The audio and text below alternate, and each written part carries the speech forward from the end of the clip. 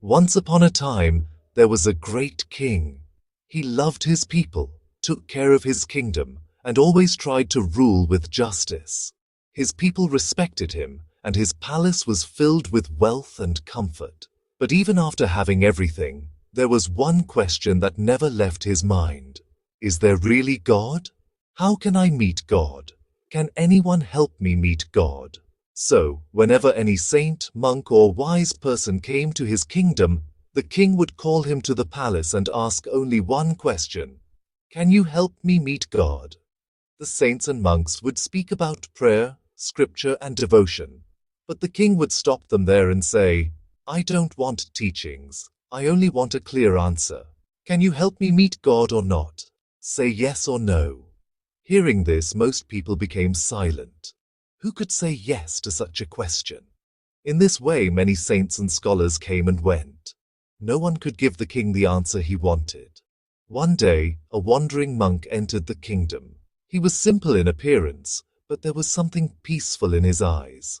Soon the news reached the palace. When the king heard about this monk, he called him to his palace with great respect. The king welcomed him with honor. He was given food, water, and a place to rest. After some time, the king called him into the royal court. When the monk came, the king looked at him and said, "O monk, I only have one question. I have asked this question to many saints and scholars, but no one has been able to answer my question. I do not want long discussions. I only want a straight answer." The monk smiled gently and said, "Ask your question, king. If I know the answer, I will definitely give it to you." The king leaned forward and said, "Can you help me meet God?" The court became silent. Everyone started looking at the monk, but the monk did not speak about scriptures. He did not speak about prayer. He did not speak about heaven or hell. Instead, he looked calmly at the king and said, "Do you want to meet God right now, or can you wait for some time?" The king was stunned. For the first time in his life, someone had given him such an answer. He said, "Monk, perhaps you did not understand. I am not talking about a man named God. I am talking about the supreme God, the creator, the divine." The monk said, "I understand very well. You said you do not want discussion, so I am asking you directly. Do you want to meet God right now or later?" The king's confidence began to shake. He had always used this question to test others, but today, his own question had turned back toward him. A strange fear rose inside him. He thought, "Am I truly ready to meet God? What would happen if God really appeared before me? Would I be able to bear that divine energy?" The king tried to hide his nervousness and said slowly, "Yes, why not? If it is possible, then help me meet God right now." The monk looked at him carefully and said, "All right, but before I help you meet God, I must inform God who has come to meet him. So write on a piece of paper who you are." The king took a piece of paper and wrote his name. He wrote that he was the king of that land. He wrote the name of his kingdom, his palace, his titles, his power, and his wealth. Then he gave the paper to the monk. The monk read it quietly. Then he began to laugh. The king's face became red with anger. "Why are you laughing?" he asked. The monk said, "Because you have written many things on paper, but you have not written who you are." The king was shocked. "What do you mean?" he said. "This is my identity. I am the king of this land. This is my name. This is my palace. These are my titles. The whole kingdom can prove it." The monk said calmly, "I do not need proof from your kingdom. I am asking you, are you really this?" The king frowned. "Of course I am." The monk said, "Then let me ask you something. Today you are a king, but suppose tomorrow your kingdom is taken away. Suppose you lose your throne, your palace, your wealth, and your power. Suppose you become a beggar. Will you stop existing?" The king became quiet. After a moment he said, "No, even if I lose everything, I will still remain." The monk nodded. "Then being a king is not your real identity. It is only a position. It can come and it can go, but you remain. The monk continued, "Now tell me another thing. You have written your name, but if tomorrow your name is changed, will you become someone else?" The king slowly said, "No, a name is only a name. Even if my name changes, I will still remain the same." The monk smiled and said, "Then your name is also not your real identity. Your name can change, but you remain. It means your name is not you." The king became curious. He began to think deeply. The monk asked again, "Then who you are? If name is not you, then who you are?" This time the king had no answer. He looked at the paper in his hand.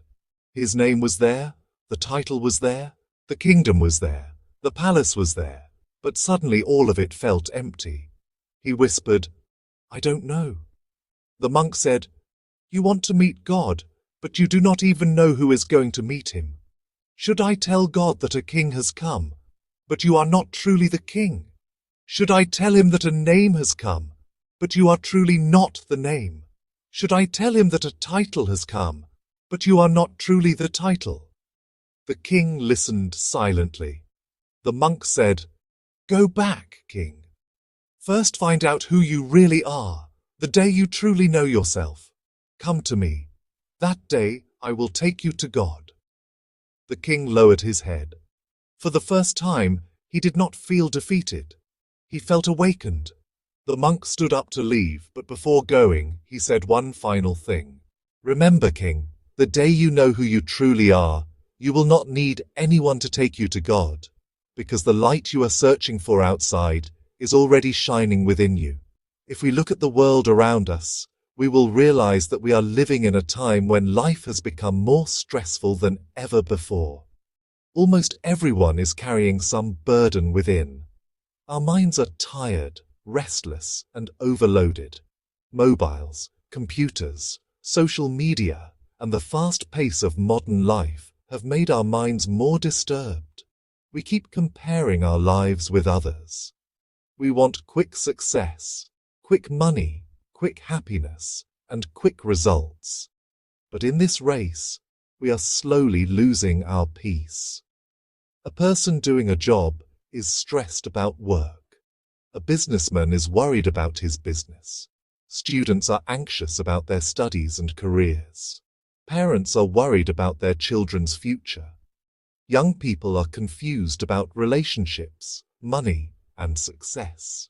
Even those who seem happy from outside may be fighting silent battles within. In such a time, meditation is not just important, it has become a necessity. That is why we must take out a few minutes every day to sit silently with ourselves. Many people do not know how to meditate, but meditation is very simple. Just sit on a mat in a quiet place or in a peaceful corner of your house. Close your eyes, take a few deep breaths, then let your breath flow naturally and simply watch it as it comes in and goes out. Try not to let any breath pass without witnessing it. In the beginning, your mind will wander here and there. Thoughts will come, memories will come, worries will come. But whenever you notice this, gently bring your attention back to your breath. Practice this for 10 to 20 minutes daily. Slowly, you will feel your mind becoming calm and peaceful. In the beginning, the mind is like a distilled water, but with regular meditation, it becomes still like a quiet lake. Always remember, life will keep passing day by day, but if you never take time to sit with yourself, you may miss the chance to meet the most important person in the world, which is your true self.